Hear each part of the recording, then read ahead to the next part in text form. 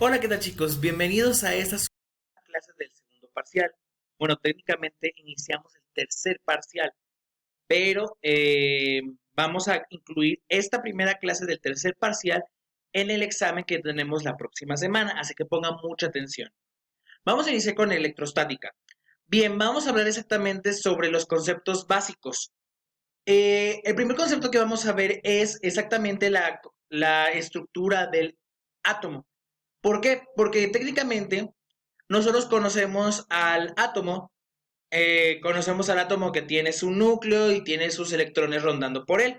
Bueno, esto es importante para la electrostática, principalmente porque aunque el núcleo del átomo sea la cantidad o que tenga la mayor cantidad de materia del átomo, porque de hecho el electrón es despreciable en masa, aquí tenemos que tener una cosa en mente, que la parte más energética del, del átomo es precisamente esas capas electrónicas, donde están libremente viajando los electrones y estos pueden transferirse de un punto hacia otro.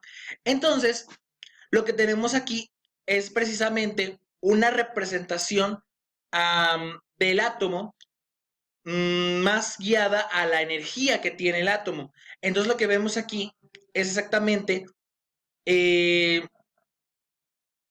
vemos acá el núcleo del átomo y acá vemos la nube de energía.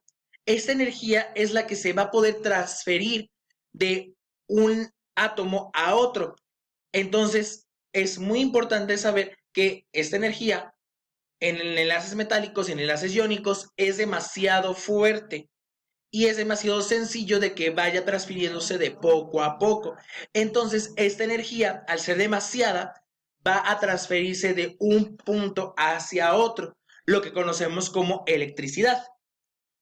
Entonces, tenemos aquí que la electrostática es la parte de la física que estudia principalmente la capacidad de los átomos, perdón, de los electrones de producir energía.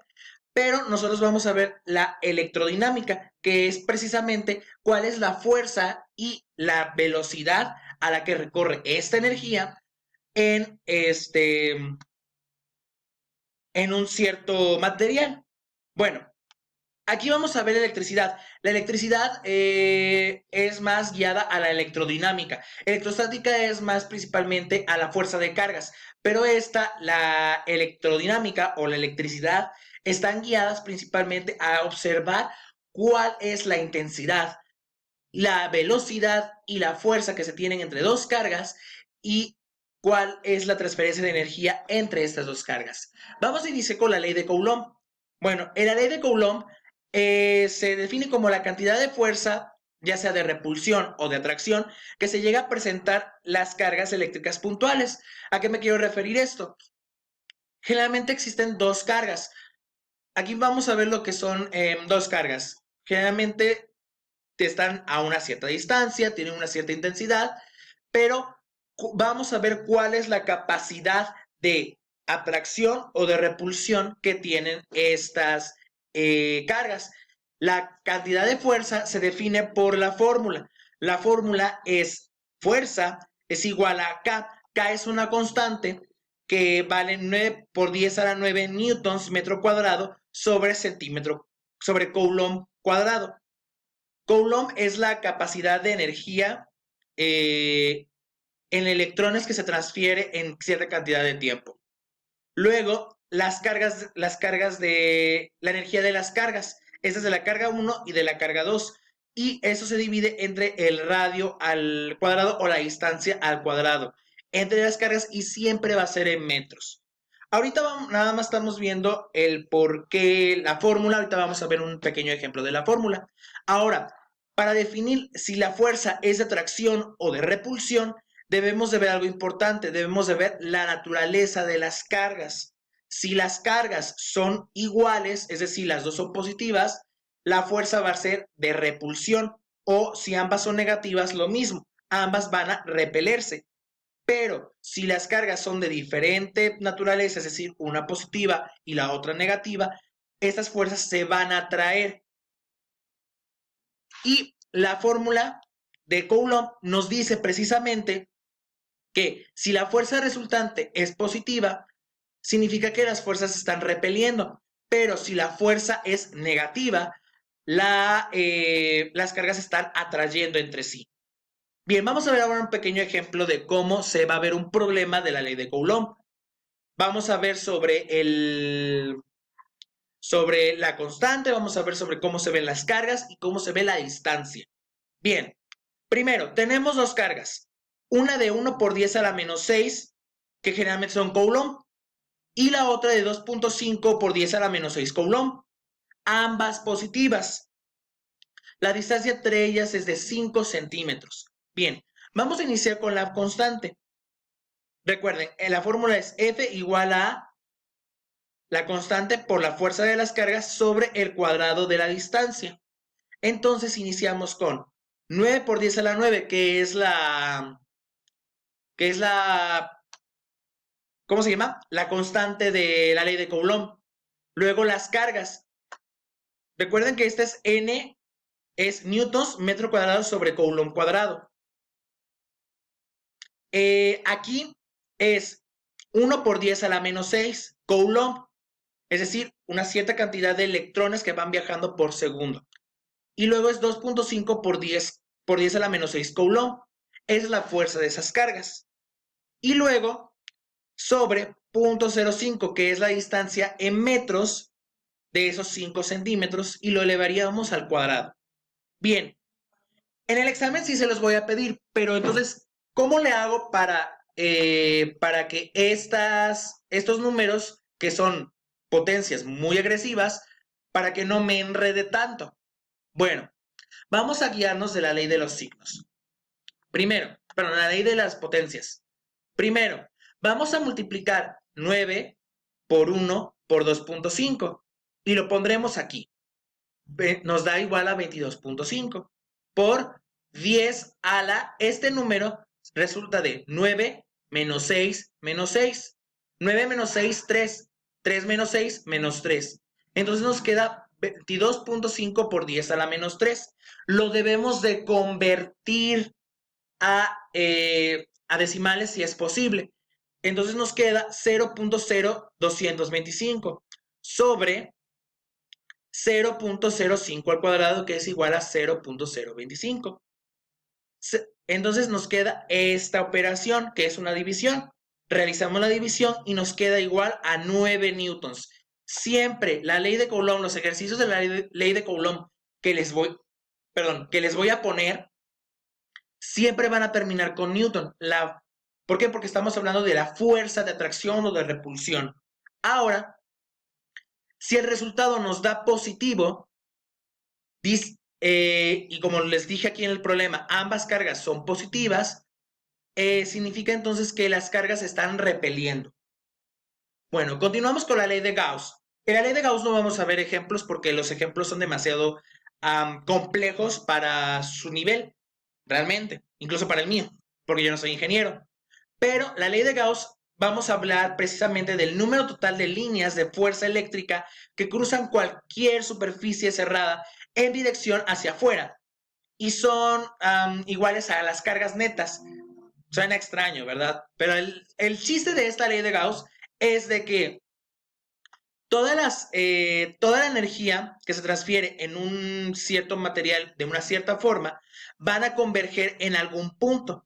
Este punto es el que va a tener toda la fuerza eléctrica de todas las cargas que se estén presentando.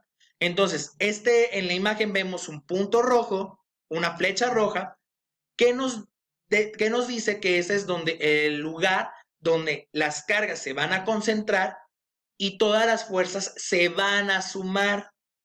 Entonces, toda la energía eléctrica que tenga esta superficie que está en color verde se va a concentrar en este punto y será igual a todas las fuerzas eléctricas que se transfieran por medio de este material. Eso es lo que explica la ley de Gauss. Luego vamos a ver la ley de Ohm. En la ley de Ohm es un poco más compleja, pero los ejercicios son muy sencillos. Bien, en la ley de Ohm vamos a expresar el voltaje como la multiplicación de la corriente por la resistencia, donde el voltaje es el potencial eléctrico en voltios, I es la corriente en amperes o en amperios, y R es la resistencia en ohms o ohmios. Bien, para la ley de Ohm debemos de saber exactamente qué es voltaje, qué es corriente y qué es resistencia. Entonces iniciamos con qué es corriente. Corriente siempre se va a medir con la letra I y está definida en amperios. Los amperios son la cantidad de carga proveniente de la ley de Coulomb que se transfiere por segundo. Entonces un ampere es un Coulomb por segundo. Entonces es la corriente eléctrica. Imaginemos a nuestras tuberías, bueno, a nuestros cables eléctricos como una tubería de agua. Recordemos que vimos gasto en hidrodinámica. Entonces, imagínense que la corriente es el gasto de la electricidad. Entonces es la capacidad de cuánta energía pasa por cada medida de tiempo en una corriente eléctrica. Esa es la corriente. Ahora, la resistencia, por su parte, es, ¿cómo decirlo? Es, como su nombre le indica, la resistencia de un material para transferir la energía eléctrica. Esta energía eléctrica va a tardar un poquito en transferirse debido a la resistencia del material. Si la resistencia es poca o es nula, realmente la corriente va a ser muy fuerte. El amperaje es bastante fuerte. Pero si existe una gran resistencia, por ejemplo, en madera, en plástico, la corriente puede o ser muy pequeña o puede no existir. Y el voltaje, bueno, el voltaje es una relación entre qué tanto corre la electricidad por cuánta resistencia genera el material. Y siempre se mide en voltios. Bien, estas tres fórmulas las vamos a estar ocupando principalmente para poder resolver a la ley de Ohm. En este caso, la primera fórmula es voltaje, que es igual a corriente por resistencia. La segunda fórmula es corriente es igual a voltaje sobre resistencia. Y la resistencia es igual a voltaje sobre corriente. Bien, vamos a un ejemplo de la ley de Ohm. Calcular la resistencia eléctrica de un resistor que presenta 10 amperes de corriente y 200 voltios de diferencia de potencial. Entonces, el problema nos menciona voltaje y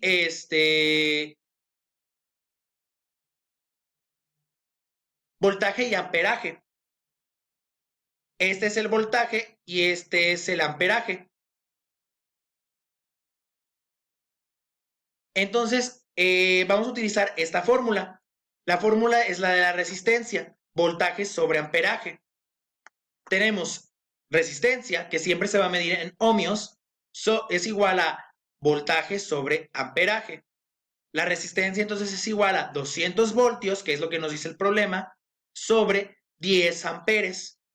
Y esto es igual a 20 ohmios, es decir, la resistencia del material, de la corriente, es de 20 ohmios.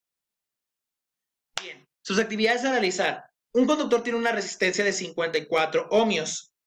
¿Cuál es la corriente si el conductor se conecta a una batería de 9 voltios?